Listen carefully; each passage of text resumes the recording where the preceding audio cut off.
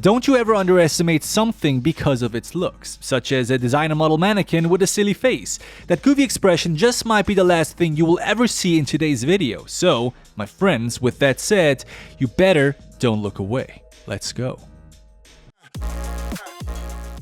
The film begins with a truck driver passing through a town before getting blocked and boxed in by some cars on the road, as the drivers next hijack the man at gunpoint and knock him out with a crowbar. They go to check out the trailer of the truck to discover what it is they are even stealing, only to find a single rectangular wooden crate. Guess crime really doesn't pay.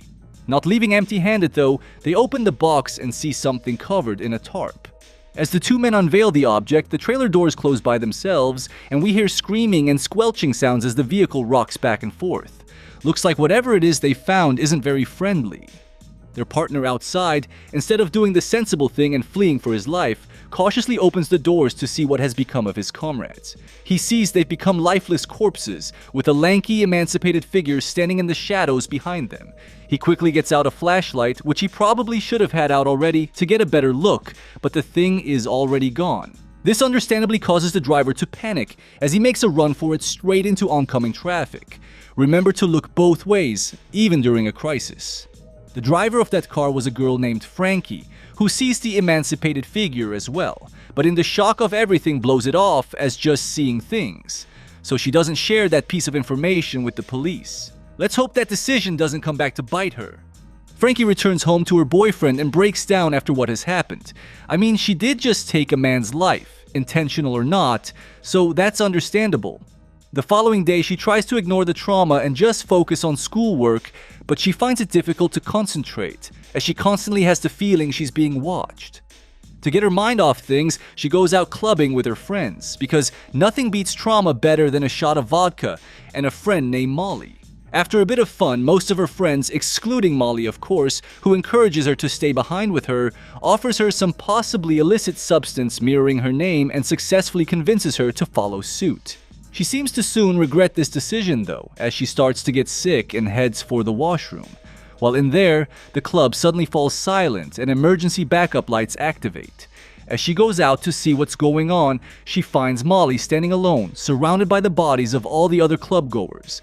If that wasn't bad enough, there's now a new MC, DJ display model.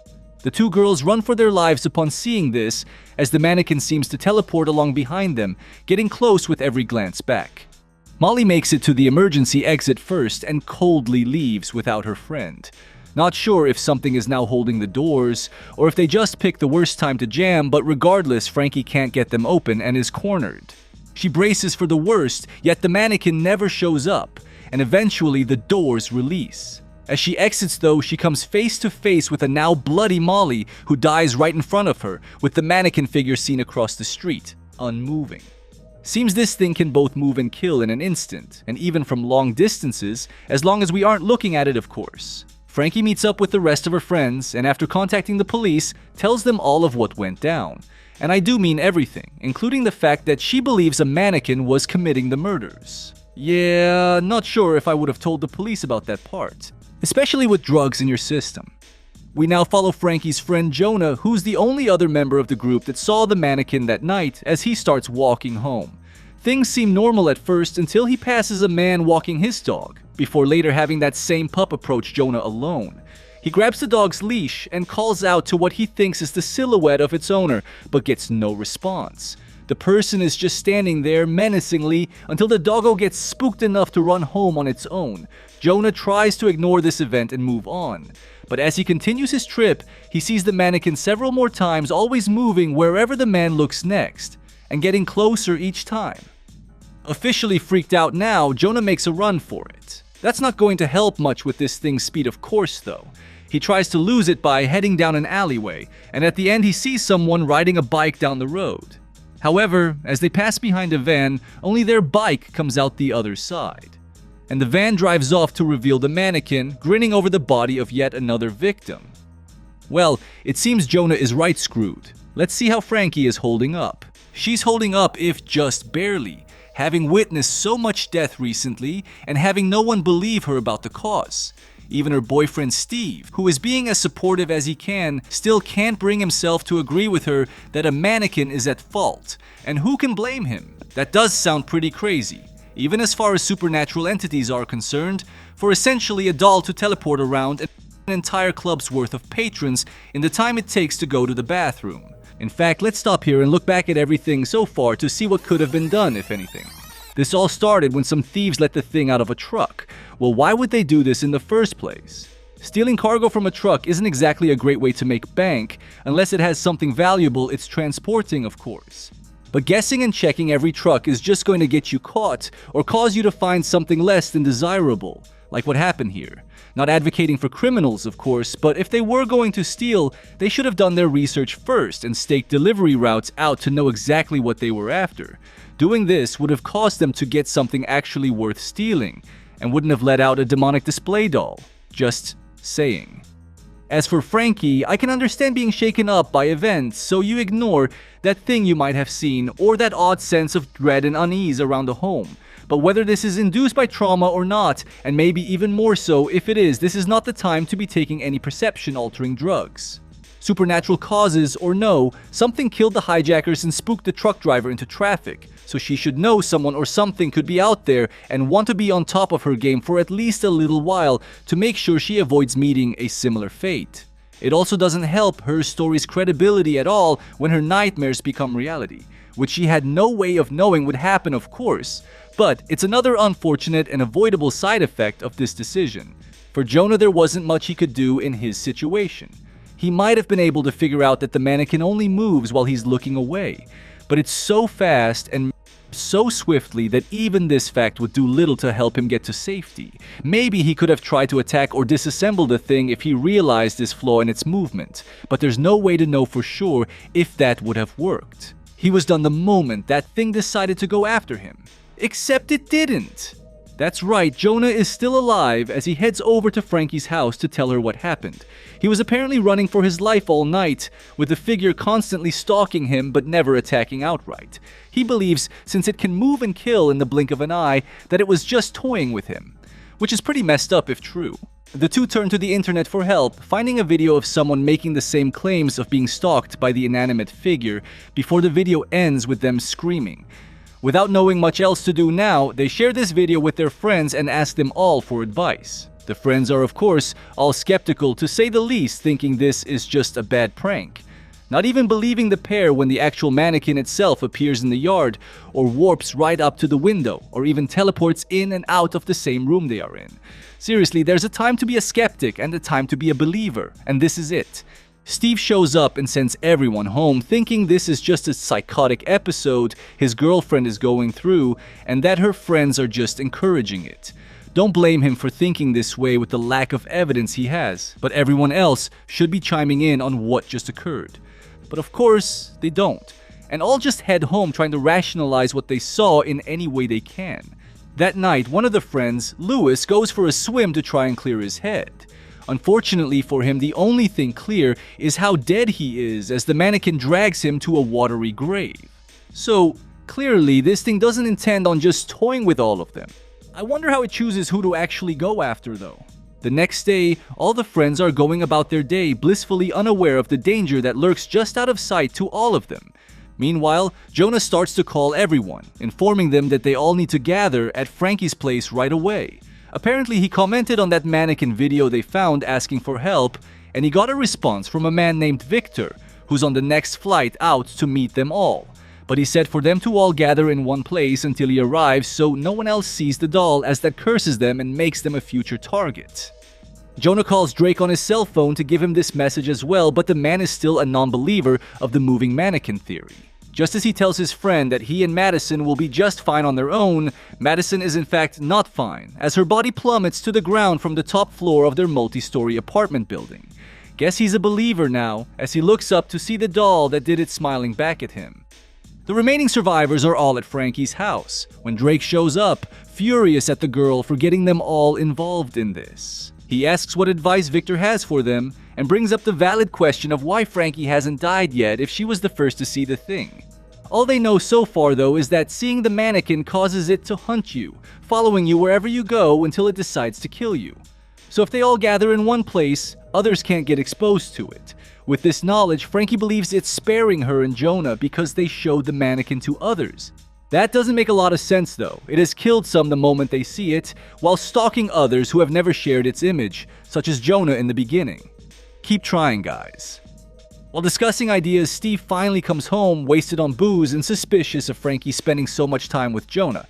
Apparently, this whole ordeal is driving him a bit crazy as he thinks his girlfriend is a psycho believing a lie, encouraged by her friends, no matter how much he tries to help her see the truth. Of course, that's no reason to be a douche. Several people have in fact died, supernatural causes or not, and maybe he would have seen and believed in the mannequin by now had he been spending more time with Frankie during all this. Suddenly, the mannequin arrives, standing just outside their home, and Steve confronts it.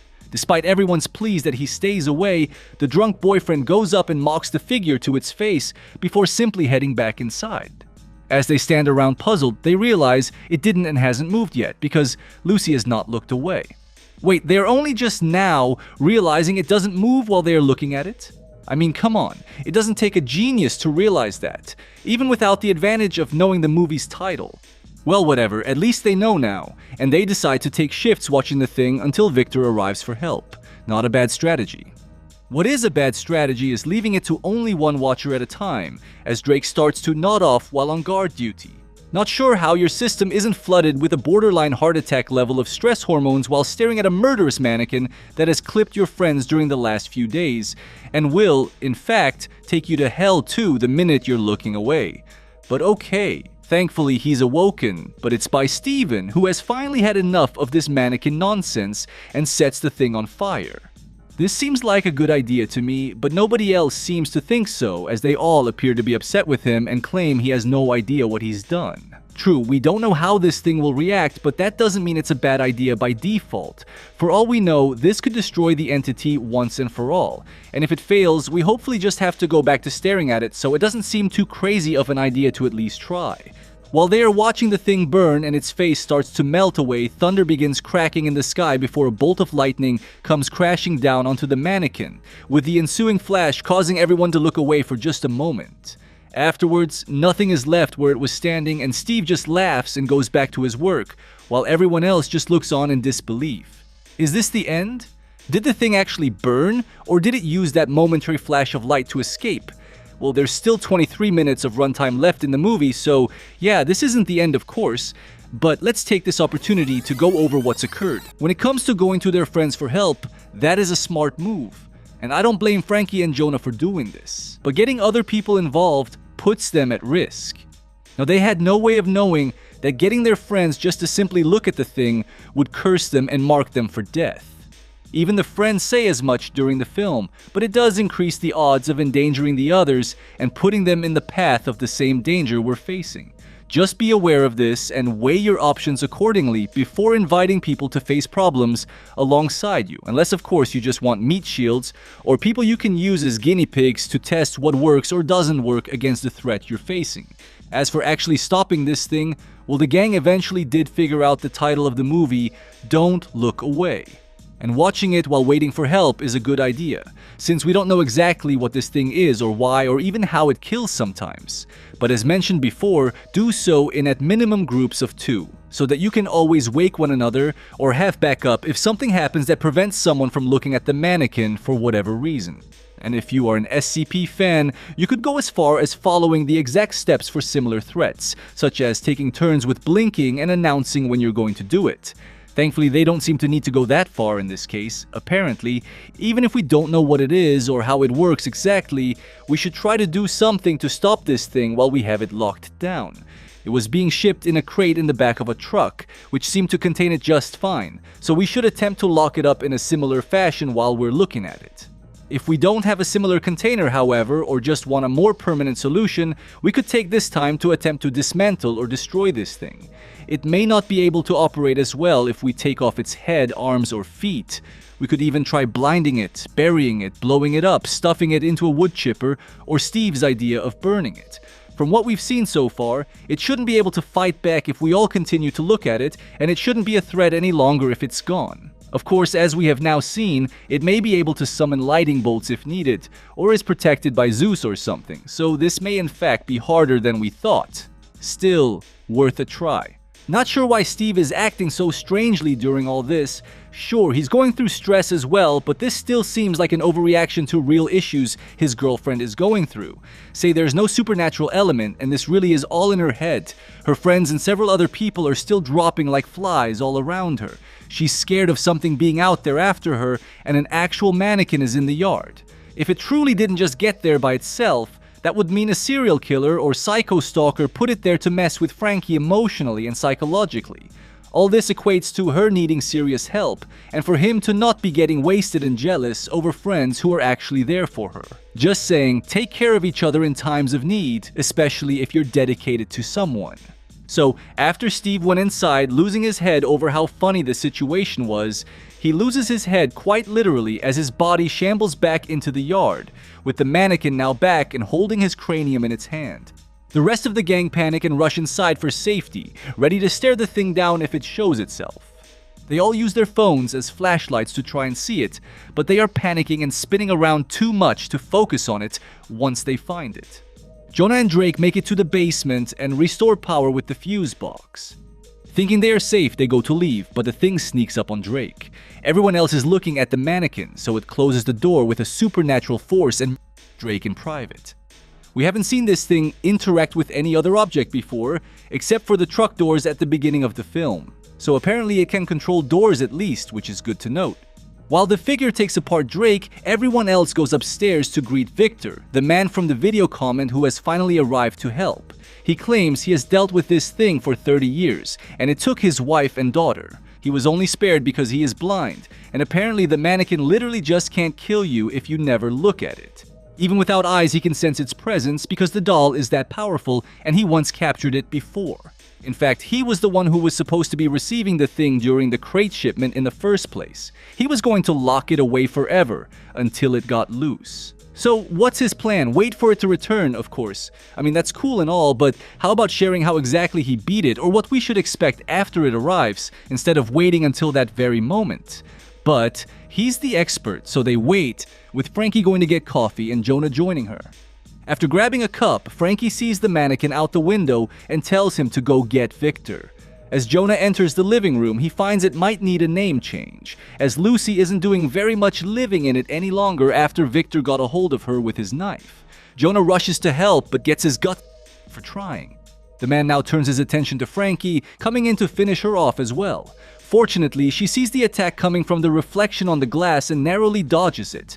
Turns out, he was never here to save them, only to ensure the curse ends with them, as once they're all dead, the mannequin will have no targets left and no powers. I mean, he should be able to dispatch it while they are staring at it too, but again, he's the expert. I'm sure he knows what's best. So now Frankie has to look at a super quick entity that will kill if she looks away, as well as sneak around a knife-wielding blind man that will kill her if she makes a sound to give away her position. Tough spot to be in. She manages to escape to the bedroom but stops short of going out the window when the mannequin arrives in the room. Victor enters soon after and she holds her breath, hoping he leaves. It almost works, but he finds her and attacks. She gets the knife away, so he starts giving her neck a one-handed hug. Before he can finish her off, though, Jonah comes in with a baseball bat and swings away for the save. The two make it outside, but Jonah succumbs to his wounds and collapses. Enraged at losing everyone to this thing and seeking vengeance, Frankie final girls it back into the house armed with a baseball bat. As she confronts the creature in the bedroom and goes to give it a beating, she notices it hasn't moved since they saw it last, and realizes when they closed the door, they made the mannequin look at a mirror. Now it is stuck, looking at itself, unable to move from even its own gaze. Well, that was insanely lucky and a good idea for stopping this thing in the first place. Oh well, at least it's done now. And more good news? Jonah survived too. They got him to a hospital in time and he made a full recovery as Frankie and him live out the rest of their days happily ever after. She apparently never told him what became of the mannequin though, and we see in a flashback that the thing was sent in a crate again, but this time with a mirror attached to the lid as top men were working on it. Well, maybe not the toppest of men, as they immediately drop the crate and unleash the doll once more. So I guess be ready for a sequel at some point, but was there anything else we could have done differently? Well, after they hid inside and the power went out, they all should have stuck together and gotten back to back, to cover every angle it could approach. This is a much safer and smarter idea than swinging around wildly as the camera makes swooshing noises to us flailing lights around, and they could just hold out for help to arrive. Now, there was no way for them to know that that help was actually there to kill them, but they should have been prepared for that. Good to ask for help, but we know nothing of this man, and for all we know, he could have invented the mannequin to begin with. Better to err on the side of caution, keep your distance from him, and never leave a member of the group alone with him. His solution also made no sense. He should attempt to help the group first and have the collect the doll once everyone's dead plan as a backup. No reason to jump straight to that if the thing truly runs out of power and can't move again once all the victims are used up, as he suggests. Other than that, not much advice for stopping this thing sooner, except for figuring out that mirror idea quicker.